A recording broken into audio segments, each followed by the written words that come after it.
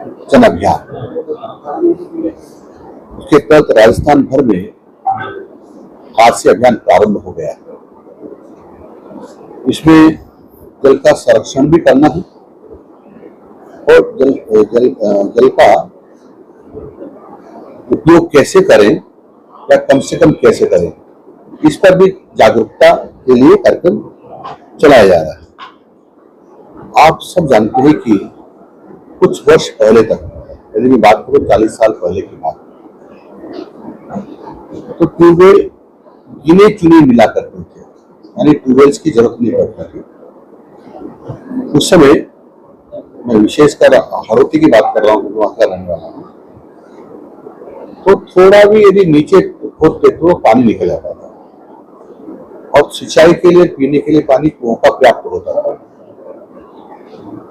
आज स्थिति ये हो गई, कुएं गायब हो गए हैं और अब जिसको कहते हैं नलकूप, ट्यूबवेल, उसके बिना धरती से पानी निकालना मुश्किल हो गया है। इसका दूसरा अर्थ ये होता है कि जल स्तर बहुत नीचे चला गया है और उसके कारण से बहुत परेशानी हो रही।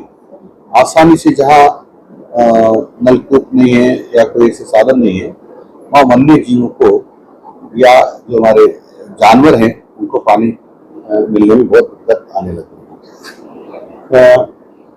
राजस्थान में वर्षा कितनी होती है ये आपसे ज्यादा कोई नहीं जानता है। वर्षा बहुत कम होती है। इस क्षेत्र में बात करूं मरुधरा की, तो मेरा अनुमान है कि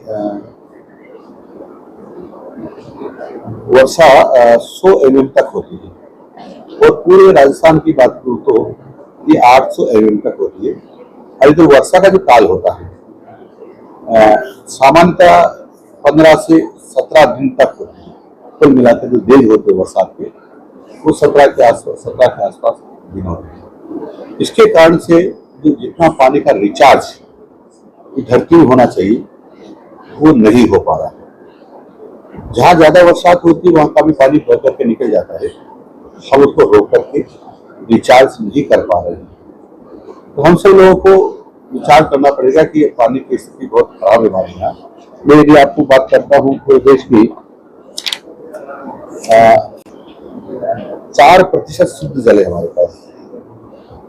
भारत में हमारे पास 4%, पूरे विश्व का 4% है, जबकि विश्व की जनसंख्या का हमारा हिंदुस्तान में 17% जनसंख्या है और जमीन हमारे पास 2.3% है। प्रति व्यक्ति यदि हम मिनिमम पानी चाहिए, जिसको हम करते चेतावनी के स्तर पर, तो उनको 1700 क्यूबिक मीटर पानी प्रति व्यक्ति प्रति वर्ष चाहिए, मिनिमम है। और यदि हम 1955 की बात करते हैं तो उसमें 5200 समथिंग 270 क्यूबिक मीटर प्रति वर्ष प्रति व्यक्ति जल चाहिए था, वो अब हमको 1496 क्यूबिक मीटर प्रति व्यक्ति प्रति वर्ष जल मिल रहा है, जो चिंता का विषय है, सबके लिए चिंता का विषय है। क्योंकि 1700 तो अलार्मिंग होता है, यानी अलार्म से नीचे हम चले गए हैं। राजस्थान में प्रति व्यक्ति जो वर्षा का जल होता है वो 780 क्यूबिक मीटर है और एक अनुमान के अनुसार 250 तक ये है 450 क्यूबिक मीटर प्रति व्यक्ति प्रति वर्ष हो जाएगा। कहाँ हमको 1700 की जरूरत है मिनिमम, तो 450 क्यूबिक मीटर प्रति वर्ष प्रति व्यक्ति रह जाएगा, तो हम सब लोगों के लिए बहुत चिंता का विषय है। राजस्थान की बात करते हैं हम लोग, तो हमारा जो क्षेत्रफल है हिंदुस्तान की तुलना में 10.4% है और जनसंख्या जो है वो 5.5% है और सतही जल हमारे पास 1.16% है। यानी क्षेत्रफल हमारा हिंदुस्तान का क्षेत्रफल, राजस्थान का क्षेत्रफल हिंदुस्तान की तुलना में 10.4% है। जनसंख्या की तुलना करते थे 5.5% है और यदि जल की बात करते हैं तो 1.16% है, जो बहुत कम है, बहुत कम है। और इसके कारण से हमारा अस्तित्व खतरे में आने की संभावनाएं पूरी कर रही है। पानी का दहन करते हैं, वो 1984 तक 35% था, जो अब बढ़कर के 150% हो गया है। यही हमारी चिंता का विषय है। और जो हमारा जो अंडरग्राउंड वाटर है, वो रिचार्ज हम करते 1 लीटर और निकालते 2.5 लीटर। कल्पना करो एक ड्रम हो 200 लीटर का, और उसमें से आप 1 लीटर पानी डालते रहे, 2.5 लीटर निकालते रहे, तो कितना समय लगेगा? खत्म हो जाएगा वो। इसी प्रकार से कि जमीन में से जब पानी निकाल रहे हैं 2.5 लीटर और डाल रहे 1 लीटर, तो निश्चित रूप से कमी आने की बहुत। और इसीलिए हम सब लोगों ने कहा कि आज के दिन हम सब लोगों को शपथ लेना चाहिए कि पानी को बचाएं, पानी का संरक्षण करें और इसका सदुपयोग करें, दुरुपयोग न करें। और अभी पर्यावरण को नुकसान पहुंचाने के लिए बहुत सारी बातें हमारे पास है, ना समझी हुई कर रहे हैं। और मैं इसलिए कह रहा हूँ ना समझी हुई कि पॉलीथीन का उपयोग हम जमकर के कर रहे हैं, पूरी तरह से कर रहे हैं। पॉलीथीन क्या नहीं करती, पॉलीथीन हम सबको मारने का विचार करते, बीमारियां पैदा करती है। इसको जला देते हैं तो जहरीली गैसें निकलती है, और यदि हम इसको खुला छोड़ देते हैं तो गोमाता खा जाती है। और गंदगी जहां ज्यादा होती है वहां कार्बन डाइऑक्साइड का उत्सर्जन ज्यादा होता है। कार्बन डाइऑक्साइड का उत्सर्जन ज्यादा होता है, वहां स्वतः ही ऑक्सीजन की कमी हो जाती है। ऑक्सीजन की कमी और कार्बन डाइऑक्साइड की अधिकता कार्बन मोनोऑक्साइड जैसी जहरीली गैस का उत्सर्जन करती है। तो ये जो पॉलीथीन को जलाने से जो गैसें निकलती है और गंदगी से जो गैसें होती है, ये सब वायुमंडल में विचरण करती रहती है, सांस के माध्यम से हमारे शरीर में जाती है और अनेक प्रकार की बीमारियों को पैदा करती है। इसी प्रकार से पॉलीथीन में कुछ खाद्य पदार्थ हम ले जाते हैं, पेय पदार्थ ले जाते हैं, तो उससे भी कैंसर की बीमारियां पैदा होती है। यानी कुल मिलाकर WHO के आंकड़े ये हैं, जिसको विश्व स्वास्थ्य संगठन कहते हैं। उसके आंकड़ों के अनुसार मैं आपको बताऊं तो 7.5 लाख लोग हर साल राजस्थान में दम तोड़ते हैं पॉलीथीन और गंदगी के कारण। 7.5 लाख लोग, मैं बार बार बता रहा हूं आपको कि पॉलीथीन और गंदगी के कारण से 7.5 लाख लोग राजस्थान में दम तोड़ते हैं। अब उनको तो बचाना होगा, प्रयत्न करना होगा, और नहीं बचेंगे तो सिलसिला बढ़ गया तो और ज्यादा हो सकता है। इधर यदि हम देखते हैं तो गौमाता उनको खा जाती है, तो कुछ समय के बाद मर जाती है। इधर लोगों ने क्या, गौमाता को डंडे मार करके बाहर निकालते हैं। लोग निगाह चुका करके बूचड़ खाने ले जाते, लोग वहां काट के खा जाते हैं या काट के खिला देते हैं। धीरे धीरे ये स्पीड जारी, ये प्रवाह जारी रहा, तो मैं समझता हूँ धरती माता से, यानी विशेषकर भारत की धरती से ये गौमाता गायब हो जाएगी। गौमाता गायब हो जाएगी तो हमारा अस्तित्व खतरे में आ जाएगा। मैं इसलिए कर रहा हूँ ये बात क्योंकि हमारे किसानों ने अधिक उत्पादन करने के लिए हम सब देशवासियों को पेट करने के लिए पेस्टिसाइड और यूरिया और DAP का उपयोग किया। धीरे धीरे हमारी जो खेती योग्य मिट्टी है उसका स्वास्थ्य खराब होगा, और वो स्वास्थ्य यदि और खराब हो जाएगा तो मिट्टी ऐसा कहेगी हम सब लोगों से कि मैं खाद्यान्न नहीं रह सकता, और वो कहेगी कि मेरा दुर्भाग्य है कि मेरे बच्चों को मेरे सामने में पड़ते हुए देखा। तो फिर मिट्टी का स्वास्थ्य ठीक कौन करेगा? और मिट्टी का स्वास्थ्य ठीक नहीं हुआ हम सब लोग मरने वाले हैं, क्योंकि न तो हम बिल्डिंग को खा सकते हैं, न सोने चांदी को खा सकते हैं, खाना तो खाद्यान्न ही पड़ेगा। और इसलिए जरूरी हो गया है कि खाद्यान्न ये धरती माता दे, और धरती माता खाद्यान्न जब देगी जब उसका स्वास्थ्य ठीक होगा। और उसका स्वास्थ्य ठीक करने के लिए बाबा एक ही व्यवस्था है, गोमाता का गोबर और साथ में साथ। और गोमाता को बचाना है तो फिर पॉलीथीन से भी दूरी बनानी पड़ेगी, और उसको बुला करके प्रायश्चित करना पड़ेगा कि हमने अन्याय किया है, गोमाता माफी चाहते हैं, उसको पालना पोषना पड़ेगा। नहीं तो हम सबका अस्तित्व खतरे में है, मानव जाति का अस्तित्व समाप्त हो सकता है यदि गोमाता मर गई। गोमाता भी कौन सी? जो ऊंचे कंधे वाली गाय होती है वही गोमाता कहलाती है। दूसरी जितनी भी गाय होती चपटे कंधे वाली, वो उसको सामान्यतः वर्ण संकर कहते हैं, वह उसका दूध पीने से तो कैंसर की बीमारियां होने की संभावना ही रहती है। इसलिए इसको बचाना जरूरी है। और इसलिए हमने कहा कि पर्यावरण को बचाना है, प्रदूषण से बचाना है, तो फिर हमको पेड़ भी लगाने हैं। अब एक पेड़ के बारे में सब जानते हैं, एक पेड़ एक जीवन काल में 4 से 5 करोड़ रुपए का, 3 लाख रुपए की 30 लाख रुपए की ऑक्सीजन देता है प्रति वर्ष। 20 किलो अपशिष्ट को सोखता है, वर्षा को बुलाता है, 3500 लीटर पानी को जमीन में रिचार्ज करता है। ये बहुत सारी बातें हैं। तो पेड़ के साथ आपने देखा होगा कोरोना में जिनको ऑक्सीजन मिल गई वो आप हमारे बीच में है, जिनको ऑक्सीजन नहीं मिल पाई वो ऊपर चले। ये ऑक्सीजन का होना बहुत जरूरी है। और ऑक्सीजन हमको या तो पेड़ दे सकते हैं या गौ माता दे सकते हैं। गौ माता मेरी जानकारी के अनुसार एक ऐसा प्राणी है जो 24 आवर्स ऑक्सीजन लेती है और ऑक्सीजन देती है। मैं दूसरे प्राणी के बारे में अभी तक सुना नहीं है। इसलिए गौ माता को बचाना जरूरी है। गौ माता को इसलिए बचाना जरूरी है कि हमको मानवता का अस्तित्व बनाए रखना है, इसलिए भी जरूरी है। हमारे परिवार के लोगों को जिंदा रखना है, हमको जिंदा रहना है, इसलिए भी जरूरी है। और मैं तो कई बार इस बात को कहता हूँ कि मैं समझता हूँ कि यदि हमने गौ माता को नहीं बचाया, पेड़ों को नहीं लगाया, तो ऑक्सीजन की कमी आ जाएगी और हम सबको नुकसान हो सकता है। धरती का तापमान लगातार बढ़ता जा रहा है। पिछली बार 55 डिग्री टेम्परेचर का आप सब मीडिया के माध्यम से जो आपने छापा है, दिखा है, तो 55 डिग्री तक हो गया था। 55 डिग्री तक तापमान हो गया था बाड़मेर और पाकिस्तान की सीमा के आसपास। और 2 डिग्री का टेम्परेचर 53 डिग्री हो गया था। ये हमारे लिए बहुत खतरे की घंटी है। इसलिए तापमान घटाने के लिए भी हमको पेड़ों का लगाना बहुत जरूरी है। इतना मुझे निवेदन करना था।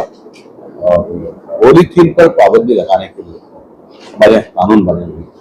मैंने सब 7-8 महीने पहले सारे जितने भी मैन्युफैक्चरर्स हैं सबको बुलाने का प्रयास किया था, लेकिन एक कोई भी विधि सम्मत मैन्युफैक्चर फिक्सिंग करने वाले राजस्थान में नहीं मिले, कोई नहीं आया। दूसरा आया था, फिर मैंने दोबारा स्टॉकिस्ट को बुलाया तो वो भी विधि सम्मत कोई नहीं मिला, नहीं आया। मैंने फिर सभी जिला कलेक्टर को निर्देश दिए कि आप ऐसी सूची बनाइए जो ये बेच रहे हैं, चाहे वो अवैध बेच रहे हो चाहे वैध बेच रहे हो, सूची बनाइए। हम उनकी सूची बनाए, बुलाया, कोई नहीं आया। हमने 15 दिन का समय दिया उनको, 15 दिन में हम आप अपना स्टॉक के लिए सब खत्म कर ले, नहीं तो कड़ी कार्रवाई की जाएगी। अब मैंने सभी अधिकारियों को निवेदन भी किया है, निर्देश भी किया। जो स्टॉकिस्ट है या जो बड़ी मात्रा में बेचते हैं उनके खिलाफ कानून विधि सम्मत जो है वो कार्रवाई करे, ताकि पॉलीथीन का न तो मैन्युफैक्चरिंग होगा और न बिकेगा, तो नीचे नहीं पहुंचेगा। और मैं इस पक्ष में नहीं कि छोटे छोटे लोगों की दुकान पे जाकर या सब्जी बेचने वालों को पकड़े, उसको बेचने वालों को पकड़े, मैं इस पक्ष में नहीं हूँ। बड़े बड़े लोग हैं जो स्टॉकिस्ट है, जिनके कारण से मार्केट में आता है, उनको हम उनके खिलाफ कार्रवाई करेगी, क्योंकि विधि सम्मत है ही नहीं, तो कार्रवाई करेंगे। तो सर ये पहले भी होती थी, इस बार जो है क्या कुछ नया? पौधे तो लगाते हैं, जल जाते हैं 2-4 महीने। देखो हमने केवल पौधे लगाने की बात नहीं कही, हमने जल संरक्षण की बात की, उसमें पौधा भी शामिल है। एक चारागाह है, जो चारागाह हम बढ़ाते हैं, तो चारागाह में क्या घास होता है, पेड़ होते हैं, वो घास के माध्यम से पानी का रिचार्ज होता है। तो हम चारागाह को भी बढ़ाएंगे। हम जो हमारे तालाब है जिसको आप जोड़ कहते हैं, नाली है जिसको हम कई बार निकट भी करते हैं, और हमारे तालाब, कुएं, बावड़ी वगैरह वगैरह, इनकी सफाई करने का अभियान भी है, ताकि जो वर्षा का पानी होता है उसमें जमा होगा, तालाब होगा तो उसमें भी आएगा, उसके कारण से पानी रिचार्ज होगा। तो जो तालाब के जितने भी रास्ते हैं, पानी के आउट के रास्ते हैं, उनको भी क्लियर करने के मैं निर्देश दिए अधिकारियों को, और तालाब, बावड़ी वगैरह की सफाई करके व्यवहार करने के लिए। सर, जोधपुर में वन विभाग की जमीन कितनी अतिक्रमित है, वन विभाग के अधिकारियों को भी नहीं पता है।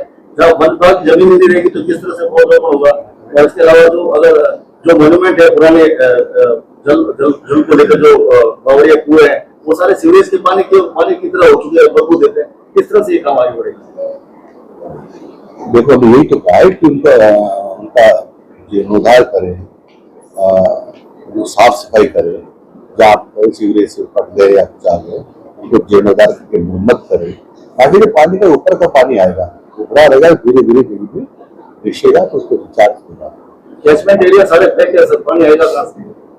मैंने यही निवेदन किया कि हम कैचमेंट एरिया को क्लियर करें ताकि पानी की आवक बढ़े।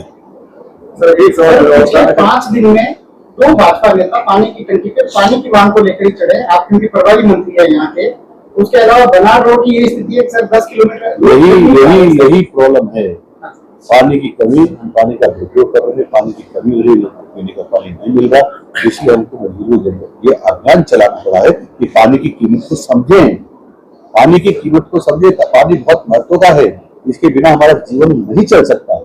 और सस्ती लोकप्रियता पाने के लिए ये सब करते हैं, करना भी चाहिए, मैं उसको कोई विरोध नहीं करता हूँ, लेकिन अभी पानी की बहुत कमी है, तो हम सब लोगों को समस्या को समझना पड़ेगा कि हम पानी का सदुपयोग कैसे करें और मिनिमम उपयोग कैसे करें, उसका दुरुपयोग नहीं करें। सर आपने कहा कि दुरुपयोग कौन करता है? दुरुपयोग कौन कर रहा है आपकी नजर में? प्रशासन कर रहा है? दुरुपयोग हम सब कर रहे हैं, हम सब आप जिम्मेदार, मैं भी कर रहा हूँ, आप भी कर रहे हैं। तो ये मोटिवेशन नाली है पाइपलाइन से सर, एक प्लीज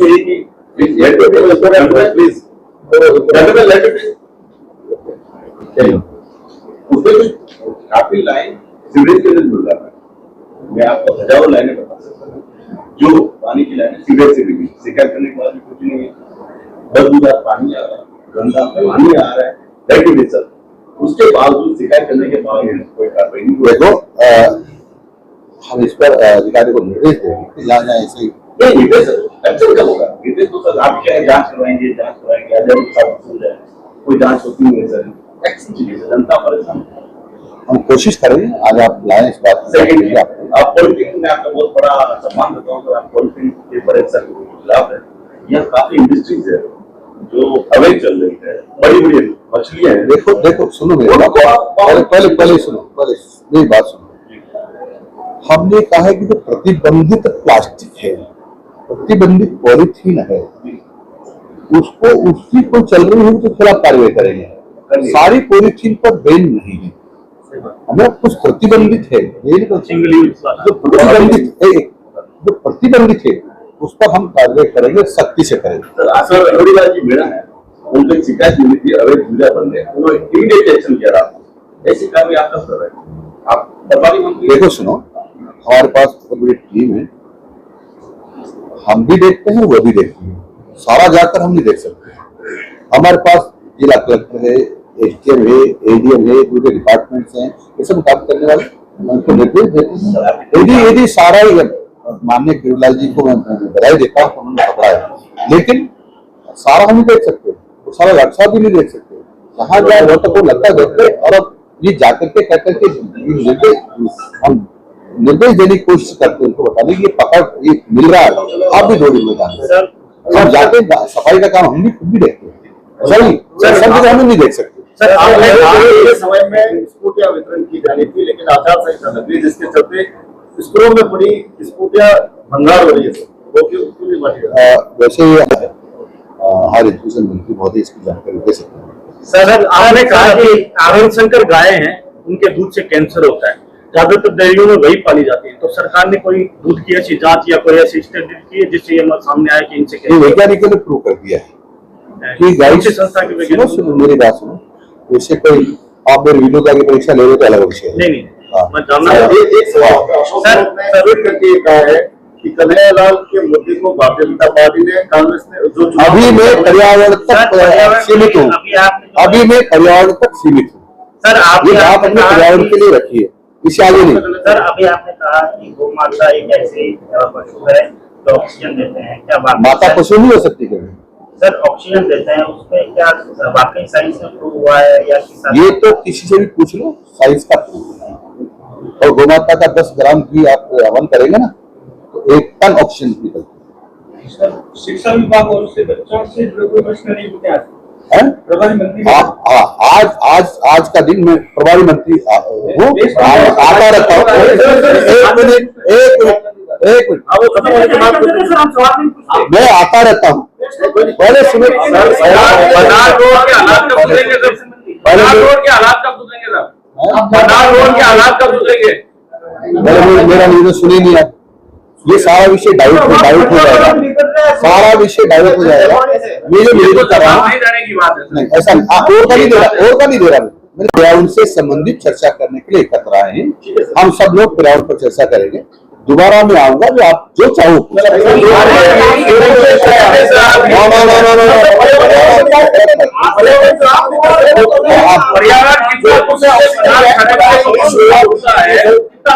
की बात करते हैं। जिस तरीके से केमिकल वेस्ट जो धौली नदी में जा रहा है, अभी तक धौली को साफ नहीं किया गया। बार बार सरकार कह रही है कि हम बहुत देख चुके हैं, लेकिन वो जो ग्रामीण जो क्षेत्र में रहते हैं 85 किलोमीटर तक लोग, उन लोगों को जो पड़ रहा है उसको लेकर क्या कहना? मैं जो हमारा ये प्रदूषण नियंत्रण बोर्ड है उससे बात करना मैं आए